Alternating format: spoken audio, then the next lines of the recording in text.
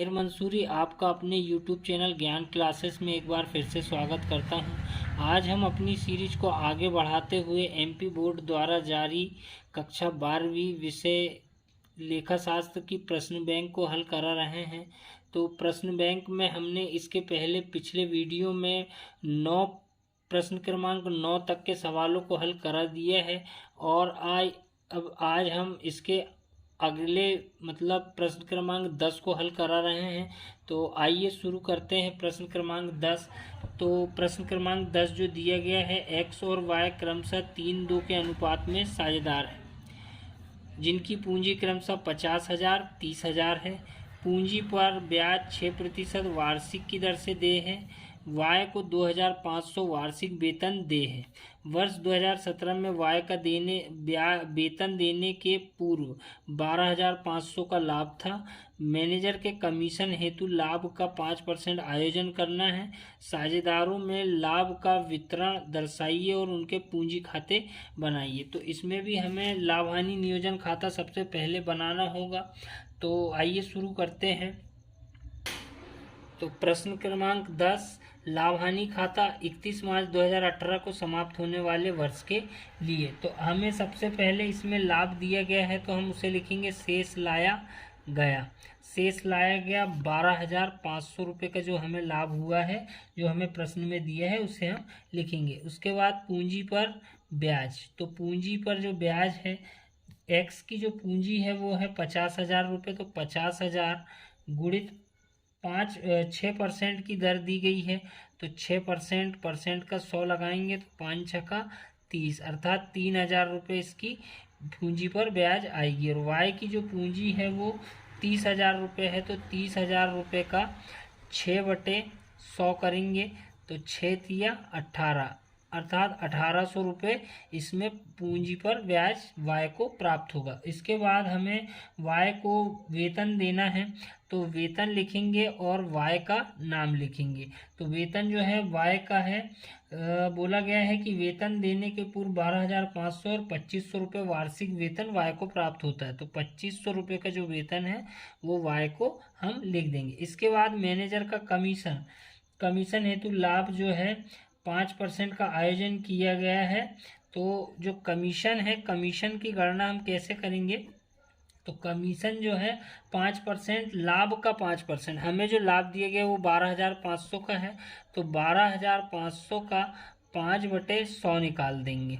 तो 5 25 और 12 पंचे 60 और 2 62, अर्थात 625 रुपये जो है वो कमीशन आएगा। अब इसके अलावा हमारे पास इसमें कोई भी प्रविष्टि नहीं है। अब हमें इसे डायरेक्ट जोड़ देंगे। तो इस पक्ष का जो योग आएगा वो 12,500 आएगा और इस पक्ष का हम योग करेंगे। तो इस पक्ष का योग करेंगे तो 3,000 और 1 4, 4 और 2 6, 6,000, 7,300 और 6 7,925 रुपये। इस प्रकार से हमारा जो योग आएगा वो यहाँ का 7,925 रुपये आएगा।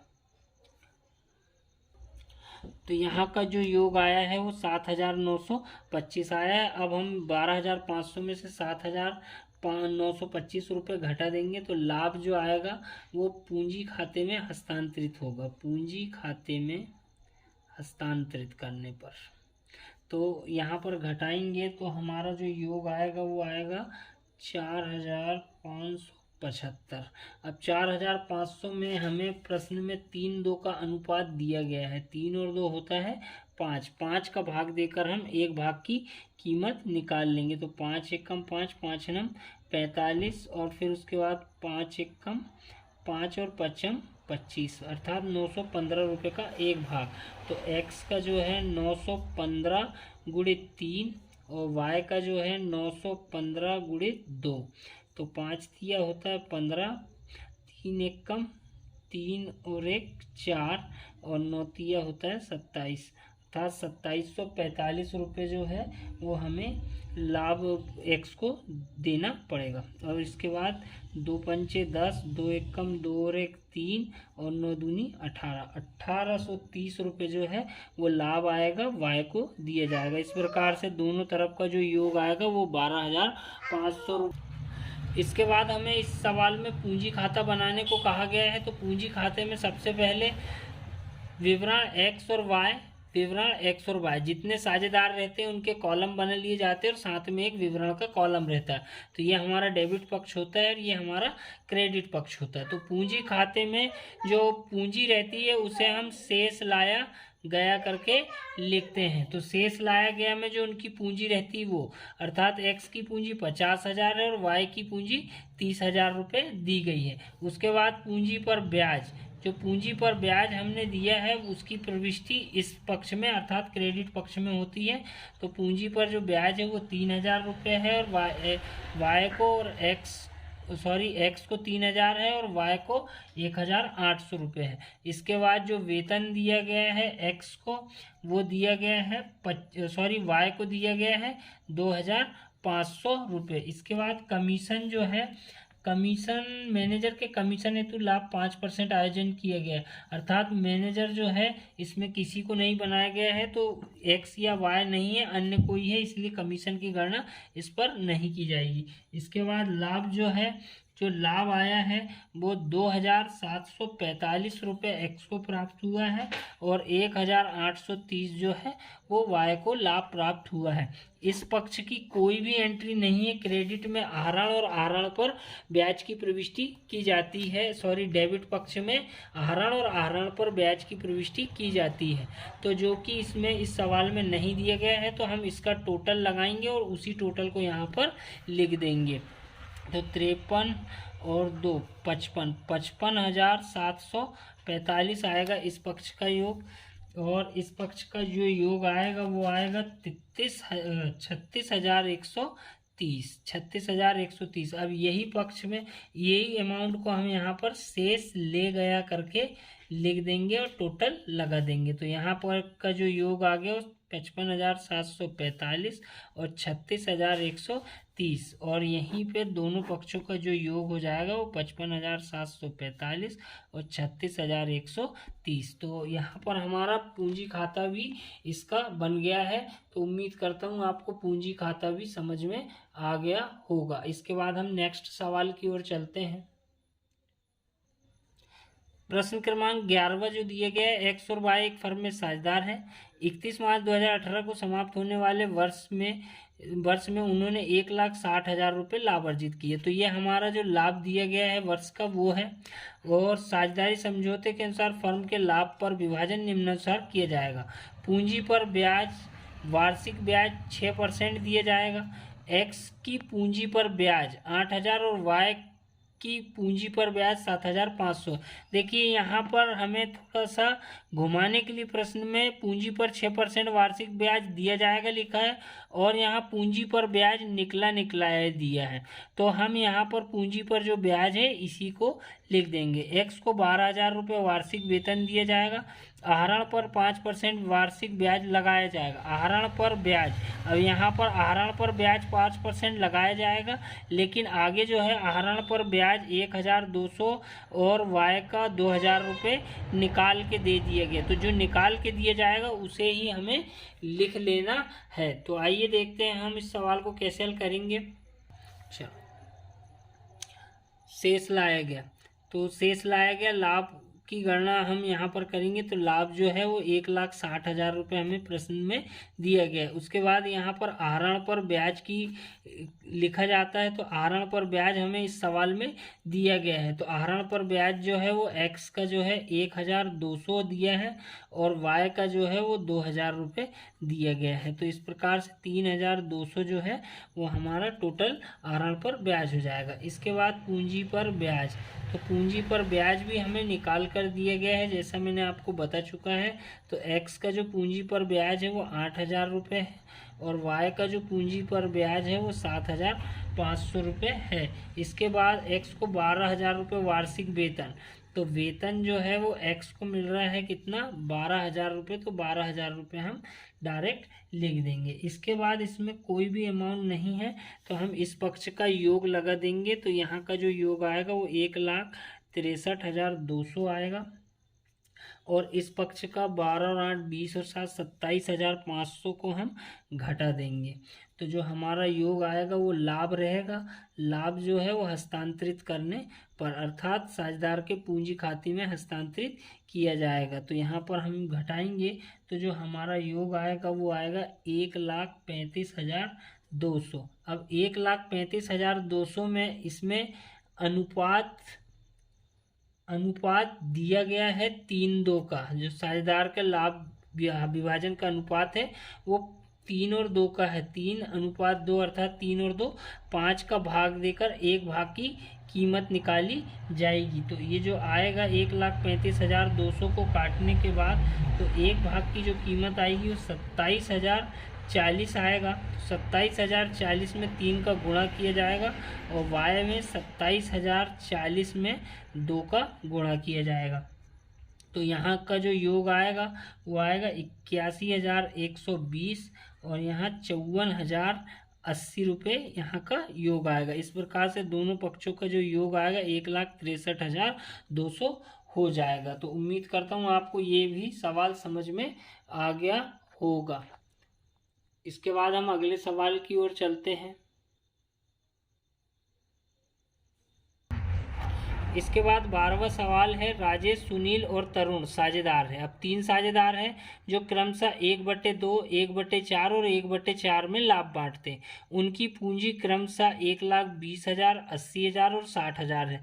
क्रमशः का आशय ये होता है कि राजेश की पूंजी 1,20,000 है, सुनील की पूंजी 80,000 है और तरुण की 60,000 है। साझेदारों को पूंजी पर 5% ब्याज दिया जाता है और आहरण पर 5% ब्याज लिया जाता है। तरुण 30,000 रुपये वार्षिक वेतन पाने का अधिकारी है। सुनील बिक्री पर 1% कमीशन पाता है तथा वर्ष 2018 में सार्थ का त्याग उपरोक्त समायोजन के पूर्व 1,15,000 रुपये था और कुल विक्रय 14 लाख रुपये था। उनके आहरण क्रमशः 40,000, 56,000 और 60,000 थे, जिन पर क्रमशः 800, 1,000 और 1,200 रुपये ब्याज हुआ। लाभ हानि वितरण खाता बनाइए। तो लाभ हानि वितरण खाते में हम बताते कैसे बनाएंगे। तो लाभ हानि वितरण खाता 31 मार्च 2018 को समाप्त होने वाले वर्ष के लिए। तो सबसे पहले हम इसमें लाभ लिखेंगे। तो शेष लाया गया।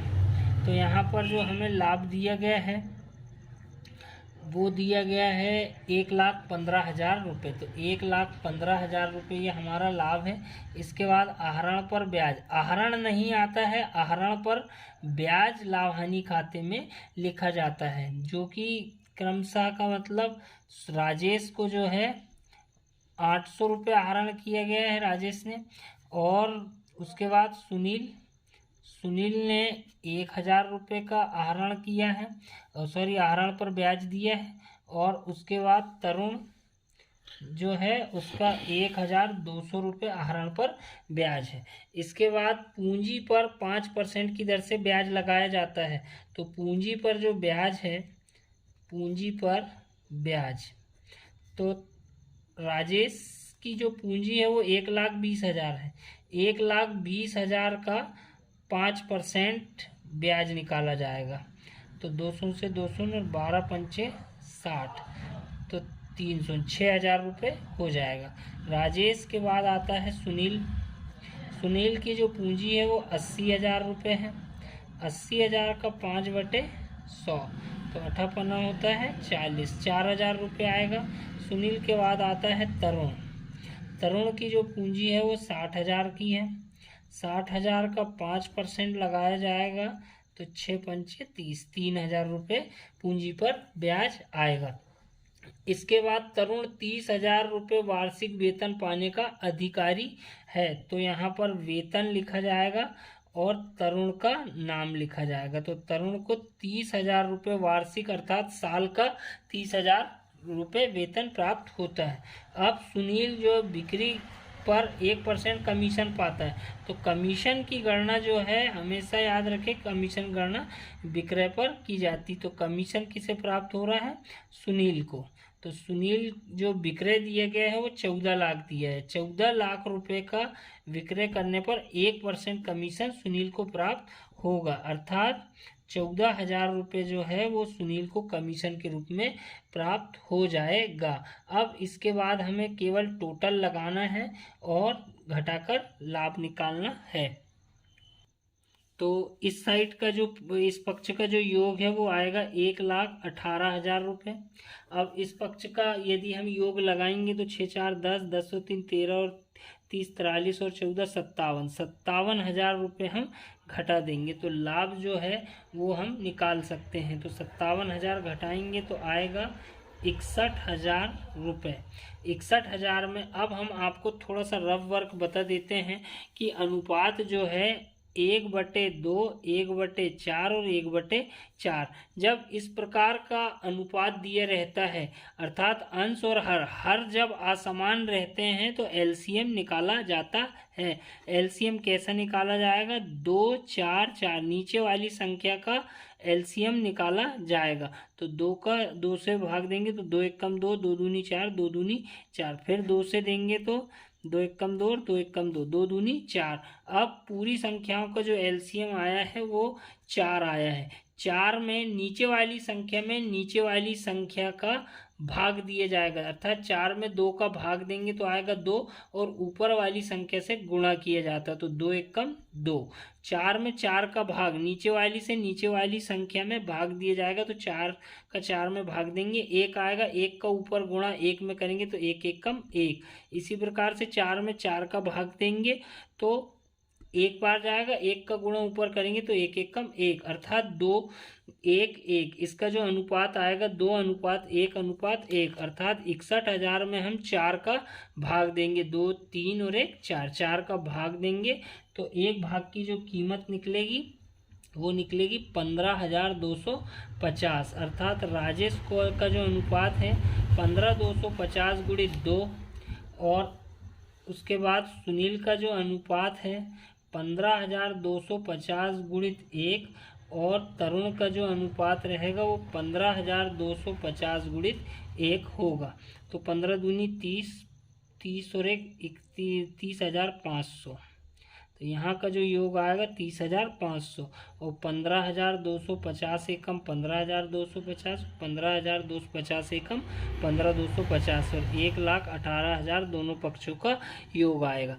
उम्मीद करता हूँ आपको वीडियो पसंद आया होगा। इसमें सवाल ज़्यादा होने के कारण अभी हमने इसके 13 सवालों को हल करा दिया है, 12 सवालों को। अब उसके जो बचे सवाल हैं वो हम अगले वीडियो में बताएंगे। प्रश्न बैंक में इस बार ज़्यादा सवाल दिए गए हैं तो हम वीडियो को ज़्यादा लंबा नहीं कर पा रहे हैं और अगले वीडियो में हम इसके बाकी बचे सवालों को हल कराएंगे। तो मिलते हैं नेक्स्ट वीडियो में। यदि वीडियो पसंद आए तो हमारे चैनल को लाइक कीजिए, शेयर कीजिए और सब्सक्राइब कीजिए। धन्यवाद।